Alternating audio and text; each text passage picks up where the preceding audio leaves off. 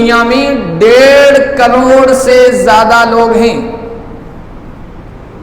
جن میں 6 سال کے بچے بھی ہیں، 60 سال کے بوڑھے بھی ہیں، 6 سال کی بچیاں بھی ہیں، 60 سال کی بوڑھی عورتیں بھی ہیں۔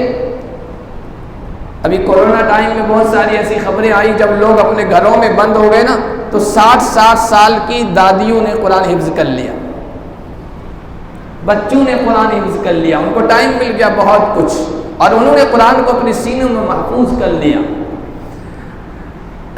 ایک امریکی رپورٹ آئی تھی چند سال پہلے کسی امریکی ادارے نے، تو انہوں نے، یہ تقریباً 10-15 سال پہلے کی رپورٹ ہے، انہوں نے جو قرآن کریم کے حافظوں کی تعداد اس وقت بتائی تھی وہ 13 ملین کے لگ بھگ، اور پچھلے سے پیوستہ اگلے سال میں نے ایک رپورٹ پڑھی تھی پڑوسی ملک کی، جہاں وفاق المدارس مدارس کا منظم ادارہ ہے، اس کے تحت جو قرآن کریم حفظ کرنے والے بچے تھے وہ 70,000 تھے۔ 70,000 صرف ایک مسلک کے، دوسرے مسلکوں کے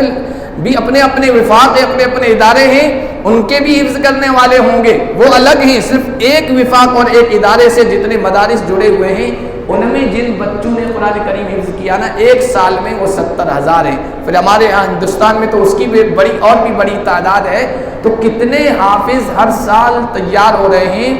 یہ قرآن کریم کا وہ اعجاز ہے اور یہ اعزاز ہے جو کسی دوسری کتاب کو حاصل نہیں ہے۔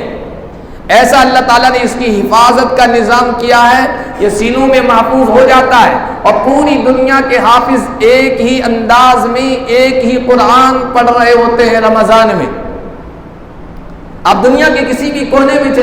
چلے جائیے اور وہاں تراویح پڑھائیے، پڑھنے والا پڑھیے، اور پڑھنے والا جو حافظ ہو کوئی بھی ہو آپ کو قرآن ایک جیسا پڑھتا ہوا نظر آئے گا۔ مراکش کا تراویح پڑھانے والا حافظ جکارتا میں تراویح پڑھائے، کوالالمپور کا کوئی حافظ نیروبی میں قرآن پڑھائے، اور ماسکو کا کوئی حافظ افریقہ کے کیپ ٹاؤن میں تراویح پڑھائی، لندن کا کوئی حافظ برلن میں تراویح پڑھائی، اور ہانگ کانگ کا کوئی حافظ پیرس میں جا کے تراویح پڑھائی۔ سب ایک ہی انداز سے پڑھیں گے، ایک ہی قرآن کریم پڑھیں گے۔ ہاں لہجے کا فرق اپنی جگہ ہے، انداز کا فرق اپنی جگہ ہے، قرات کا اختلاف اپنی جگہ ہے، لیکن قرآن کے ٹیکسٹ میں،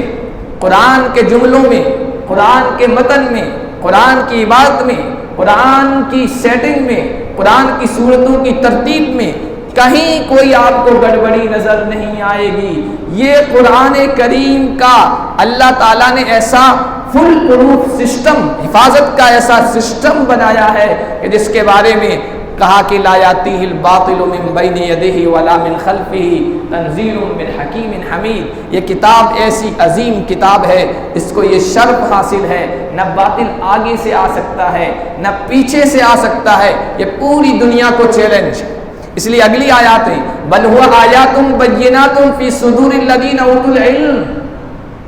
یہ قرآن محتاج نہیں ہے کاغذ کا،